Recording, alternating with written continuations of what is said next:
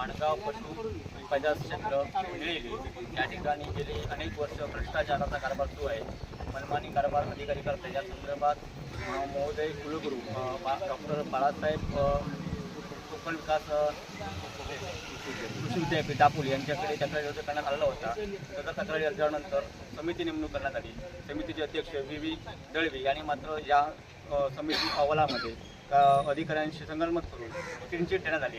या संदर्भात आम्ही आज या ठिकाणी माननीय जिल्हाधिकारी साहेब मॅडम यांच्यासमोर या ठिकाणी उपोषणाला बसलो आहोत. यानंतर याच विभागामध्ये फक्त 2.5 एकरमध्ये क्षेत्रामध्ये फॉरेस्ट विभागाने तपासणी केली असता त्यामध्ये वृक्षतोड झालेली आहे, हे निष्पन्न झालेले आहे. त्यामध्ये खैर, साग, आंबे अशा प्रकारची झाडांची तोड झालेली आहे. आज आपण विचार करा, या निळेली पशु पैदास क्षेत्रामध्ये कमीत कमी 750 एकर एवढे क्षेत्र आहे.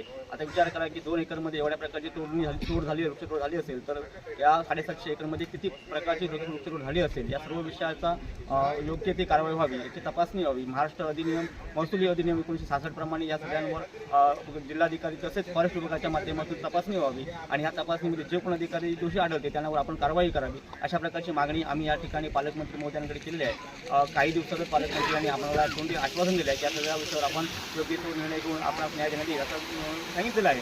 परंतु ह्या येणाऱ्या 2 महिन्यामध्ये या संबंधित विषयाची आम्ही वाट पाहू. अगर 2 महिन्यात या विषयावर कोणताही ठोस निर्णय न मिळाला पुन्हा एकदा आपण आमरण उपोषण करू अशी आज आपण सांगत आहोत.